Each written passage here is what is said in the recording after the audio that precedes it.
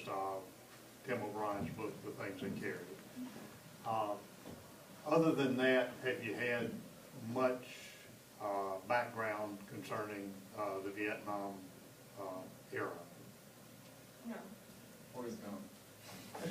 It's not really discussed. That's in interesting, class. you know, that's interesting. Who said Forrest Gump? There you go. Forrest Gump, yeah, there you go. You know, Forrest was probably as good at it as anybody else, yeah.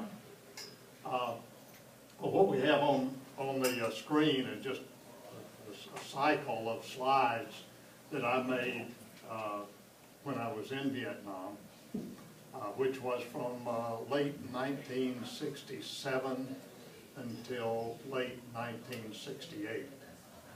And for those of you who,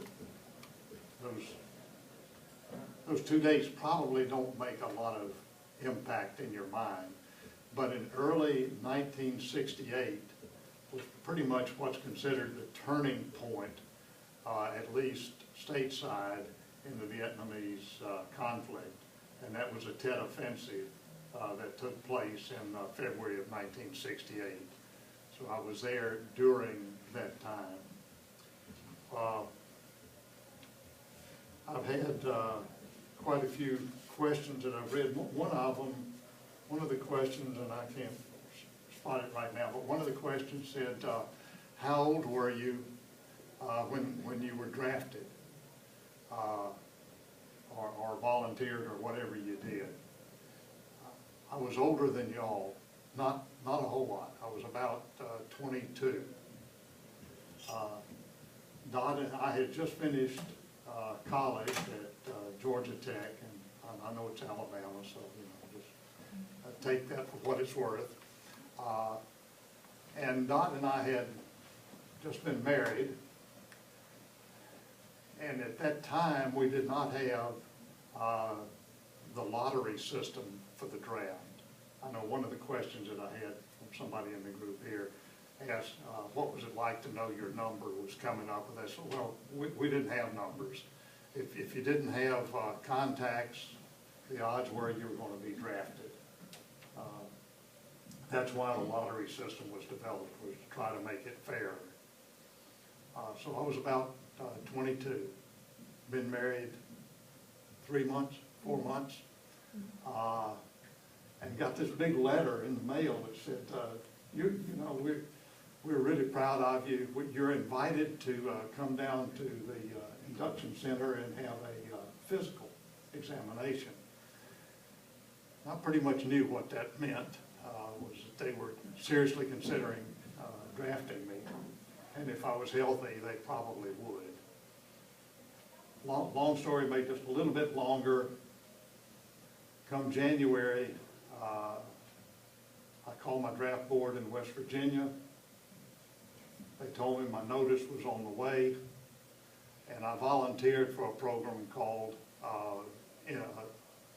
let's see, College Option OCS was the name of the program. If you had a college degree and volunteered and got through basic and advanced individual training with a clean record, you could then go to the OCS of your choice.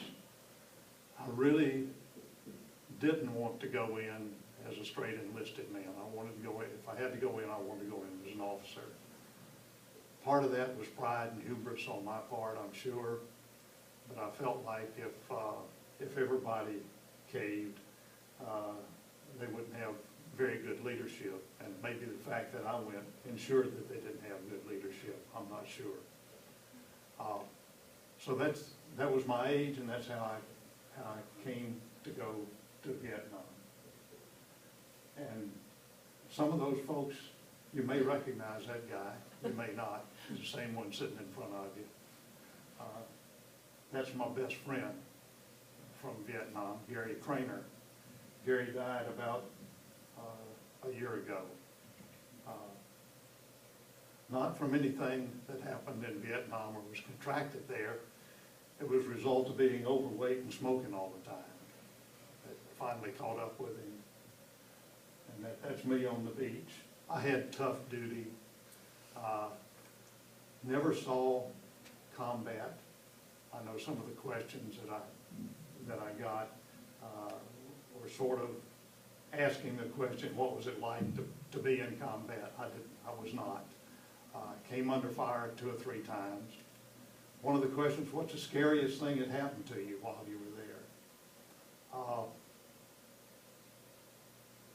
You know, it's interesting, in retrospect, you don't think of things as being scary. That's one of the things I like about O'Brien. Your memory works so that you sort of put those aside